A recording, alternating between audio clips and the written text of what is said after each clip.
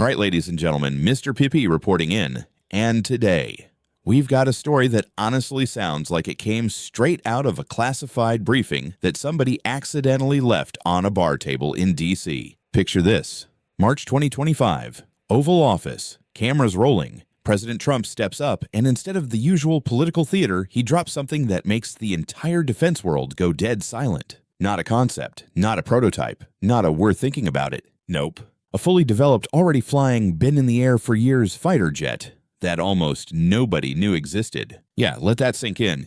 This thing called the F-47 has been quietly clocking hundreds of flight hours while the rest of the world was still arguing on Twitter about whether 6th-gen fighters were even necessary. And I gotta ask you real quick before we go any deeper, where are you watching from? Drop your state or country down in the comments. I want to see how global this room is right now because, trust me, this story affects way more than just the US. Now here's where it gets spicy. While China was rolling out their shiny prototypes in broad daylight, letting everyone zoom in, analyze, speculate, the United States, oh, we went full poker face. We didn't show the cards. We didn't even show the table. In fact, the only images released of the F-47 Air Force officials basically admitted they're fake, deliberately misleading, designed to waste foreign analysts' time. I mean, that's not just secrecy. That's psychological warfare with a smirk. Imagine being an intelligence officer overseas zooming into those renders at 3 a.m. like, wait, is that a canard, or are they trolling us? Now here's the part that made even seasoned defense insiders raise an eyebrow. Boeing. Yeah, Boeing just beat Lockheed Martin for the biggest fighter contract of this generation. Let me repeat that. The same Lockheed that built the F-22, the F-35, the kings of stealth air dominance. And Boeing walks in and says, we got this one. Over $20 billion just for development. That's not a contract. That's a statement. And people weren't just surprised, they were shaken. Because usually when the Pentagon rolls out a new aircraft program, we're talking decades, slow burn, budget fights, congressional headaches. But this thing skipped the usual timeline like it had somewhere to be. Air Force Chief of Staff General David Alvin steps up and casually confirms, almost like he's talking about ordering lunch, that experimental versions of this jet have been flying since 2019. While the public was still debating 4th gen versus 5th gen, test pilots were already flying 6th gen. That's like arguing about flip phones while someone else is already beta testing neural implants. Now pause for a second and I want your honest take here. If you were sitting in that decision room, looking at a $300 million per aircraft price tag, would you greenlight this program? Or would you say, nah, give me more F-35s and call it a day? Drop that in the comments. I'm curious how many of you would pull the trigger on that kind of investment, because the Air Force did hesitate. Back in 2024, they actually slammed the brakes on the entire next-generation air dominance program. Costs were exploding. We're talking triple the price of an F-35. That's when Secretary of the Air Force Frank Kendall said, hold up, we need to rethink this. They ran the numbers, explored alternatives, different designs, different strategies, and after all that, they came back with one conclusion. There is no viable alternative. Major General Joseph Kunkel basically said it straight: no sugarcoating, nothing else gets the job done in highly contested airspace. Translation in plain English: if you want to survive and win against near-peer adversaries, you need something like the F-47. No shortcuts. And General Kenneth Wilsbach added the part that really matters strategically. If China is building 6th-generation fighters, the U.S. needs 6th-generation fighters. Simple as that. This isn't theory anymore. This isn't think tank speculation. This is real-world pacing. And here's where I want to pull you into the conversation again. Do you think the U.S. still has the edge in air dominance? Or are we entering a phase where China or even a combined Russia/Iran axis starts closing that gap faster than expected? I want your prediction, not the safe answer, the real one, because everything we're talking about today sits right on that edge. Now let's talk about that name, F-47. That's not random. It's a nod to the P-47 Thunderbolt from World War II. A beast of an aircraft, tough, long-range, devastating in combat. And that tells you something important. This isn't just about stealth and AI and fancy tech. This is about carrying forward a doctrine air superiority, absolute and unquestioned. And according to the Secretary of Defense at the time, this aircraft sends a very clear message. To allies, America isn't going anywhere. To adversaries, we can reach you. anywhere. Now think about that for a second. Not we might, not we're working on it. We can. And we've already been flying it, quietly, for years. And if that doesn't change how you look at modern warfare timelines, it should. Because what's really happening here isn't just the birth of a new fighter jet. It's a signal that the pace of military innovation, it's no longer slow, it's no longer predictable. And honestly, most people haven't caught up yet. But don't worry, we're just getting warmed up. Because what this aircraft can actually do, especially once you understand how it fights, yeah, that's where things get really interesting. Now let's get into the part that should make every foreign intelligence analyst lose a little sleep. Secrecy. Not the Hollywood kind, not the we blurted out kind. I'm talking about a level of operational silence that basically says, you'll know when it's too late. Because here's the contrast. China. They roll out their J-36, J-50 broad daylight cameras everywhere. Aviation nerds breaking down wing angles frame by frame like it's the Super Bowl. Russia talking openly about next-gen interceptors. Europe showing off Tempest concepts like it's a tech expo. And the United States. Radio silence. No confirmed photo of the F-47 exists. Not one. The only visuals we've seen, official renders, that the Air Force themselves joked are misleading. That's not a leak problem. That's control. Frank Kendall literally laughed about foreign analysts trying to reverse engineer those images. Good luck, he said. And I don't know about you, but when a defense official starts joking like that, it usually means they're about 3 steps ahead of everyone else. So let me throw this to you real quick. Do you think those fake renders are hiding something simple or something game-changing? Because personally, if they're willing to mislead publicly, whatever the real design is, it's probably not minor. Now here's where it gets even more interesting. DARPA confirmed that 2 full-scale X-plane demonstrators, one from Boeing, one from Lockheed, have been flying since 2019 and 2022. Not models, not wind tunnel toys. Full-sized aircraft, hundreds of flight hours. Testing real 6th-generation systems, so while analysts were writing white papers about future air combat, test pilots were already out there living it. And here's the part that should really make adversaries uncomfortable. If prototypes were flying in 2019, and Boeing has already started building production units as of 2025, with a first official flight targeted for 2028, that timeline breaks everything we thought we knew about defense procurement. This isn't slow anymore. This is acceleration, and acceleration in warfare tech. That's dangerous, especially if you're not the one leading it. Now let's shift gears, because this next piece right here, this is where strategy turns into reality. Range. I know sounds boring at first, but trust me, this is the part that quietly wins wars. Let me break it down. The F-22, America's current king of the skies, has a combat radius of about 590 nautical miles. The F-35A around 670. Solid numbers, but they were built for a different era. The F-47, over 1,000 nautical miles. That's not an upgrade. That's a different category. We're talking about roughly a 70% increase in reach. Now imagine this in a Pacific scenario. Right now, tanker aircraft at the flying gas stations have to operate relatively close to contested airspace, which means they're vulnerable. And if you knock out the tankers, you don't just limit fighters, you cripple the entire operation. But with the F-47's range, those tankers can stay way back in safer zones while the fighters push deep into contested territory. That changes the geometry of the battlefield completely. So let me ask you this. What matters more in a future war, stealth or range? Because right now, the F-47 is making a strong case that range might be the underrated king.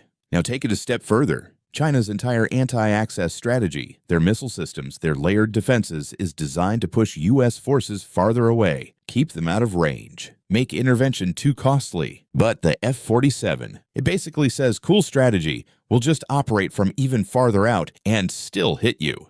That's a problem if you're on the receiving end. And remember that 1,000 nautical miles, that's without refueling. Add aerial refueling into the mix, and now you're talking about a jet that can stay in the fight longer, go deeper, and cover more ground than anything currently in service. Now let's talk about how it even pulls that off. Variable cycle engines. Sounds technical, but here's the simple version. Traditional engines, they're a compromise. You either optimize for fuel efficiency or for raw power. You don't really get both. Variable cycle engines, they switch modes. Cruising efficient, Combat maximum thrust. It's like having a hybrid engine that knows when to sip fuel and when to go full beast mode. And yes, it's still hitting Mach 2+ speeds. So now you've got speed and range. That combo, that's deadly. Because fast jets with short legs run out of options, and long-range jets that are slow, they become predictable targets. The F-47 doesn't have that weakness. Now,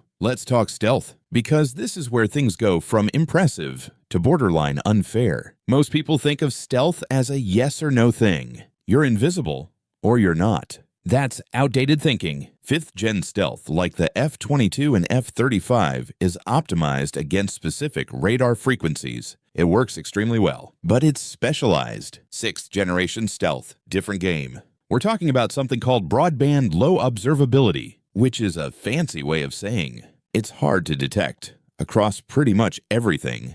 Multiple radar bands, multiple sensor types. Not just dodging one system, but surviving in a network detection environment. Because modern air defenses don't rely on one radar anymore, they layer them.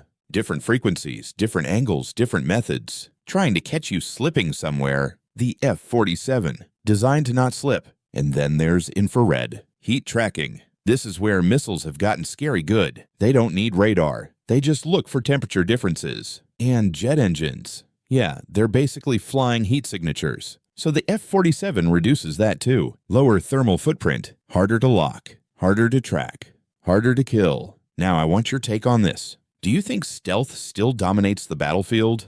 Or are we moving into an era where detection tech catches up?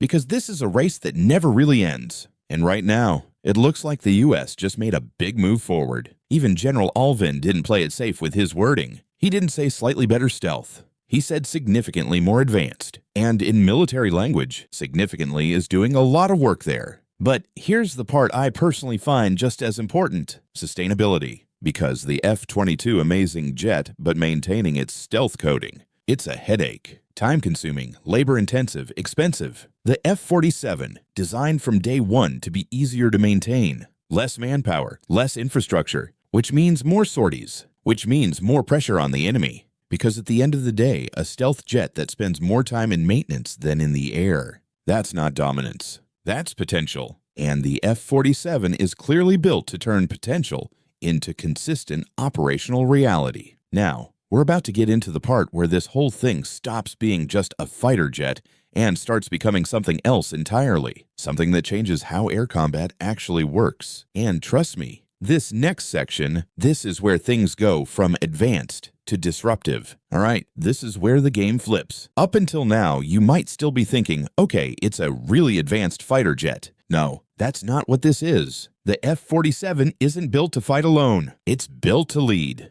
Think of it less like a lone wolf and more like a quarterback walking onto the field with an entire team synced to his every move. Because surrounding this jet is something the Air Force calls Collaborative Combat Aircraft, CCA. And trust me, these are not your old school drones. We're talking about AI-enabled semi-autonomous wingmen that can fly alongside the F-47, take commands, share data, and execute missions in real time. 2 of them are already in development, YFQ-42A and YFQ-44A. And what they represent, that's a shift in how air combat works. Completely. Picture this. One F-47 enters contested airspace, but it's not alone. It's got 2, 3, maybe even 5 drone wingmen flying with it. Each one carrying weapons, each one collecting intel, each one capable of jamming, scouting, or even taking the first hit. Now, let me ask you something. If you were the commander in that cockpit, how would you use those drones? Would you send them forward as bait,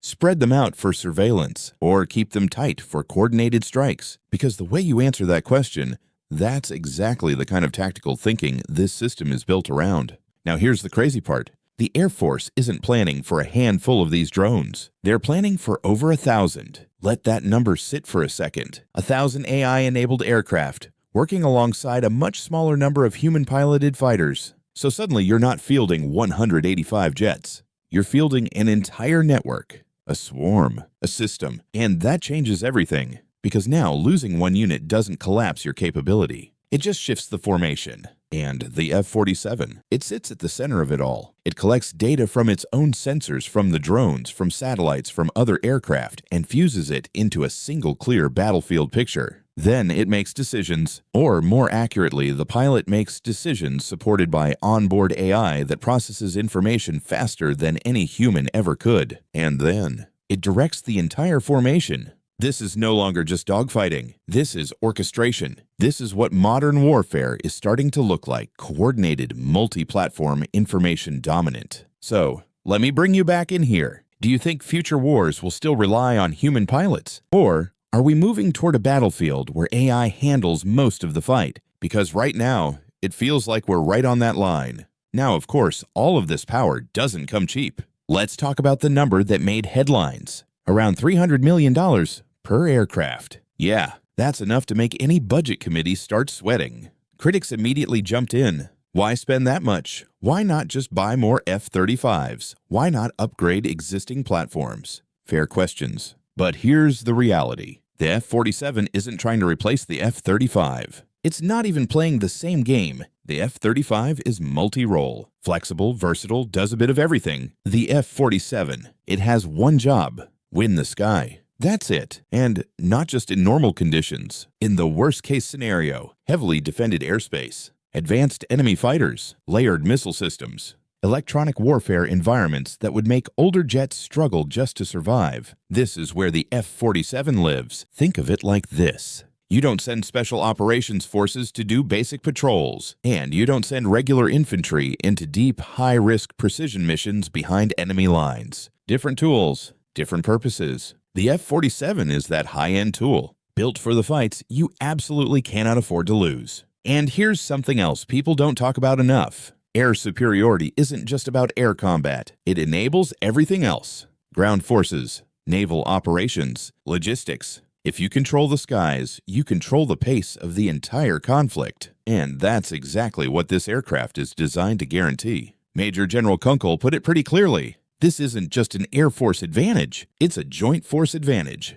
It allows the entire military to operate in places that would otherwise be too dangerous. Now zoom out for a second. Because there's a bigger picture here. Boeing winning this contract, that's huge. Their defense division needed a win badly. Cost overruns, delays, quality issues. It hasn't been an easy ride. But the F-47, this resets the board. It gives them a future, a production line, a role in shaping the next era of air combat. And strategically, it sends a message. The United States is willing to invest heavily to maintain air dominance. Not just today, but for decades, even if the cost is high, even if the path is complex. Because from a military perspective, this capability, it's not optional. Now let's bring it home. The F-47 isn't just a new jet, it's a signal. While other nations are showcasing prototypes, the U.S. has been flying the real thing. Testing it, refining it, preparing it. First official flight, targeted for 2028. Operational service, early 2030s. And when it arrives, it's not just going to compete. It's going to redefine what air combat looks like. So here's my final question for you. Looking at everything we've talked about, how do you think countries like China, Russia, or even Iran respond to something like this? Do they catch up? Do they counter it? Or do they shift strategy entirely? Drop your prediction below. I read those. And some of you guys have takes that would make Pentagon analysts nervous. And one more thing before you go. Would you trust AI to fight alongside you in a real war? Not in a game, not in theory, in real life. Because that future, it's not coming. It's already here.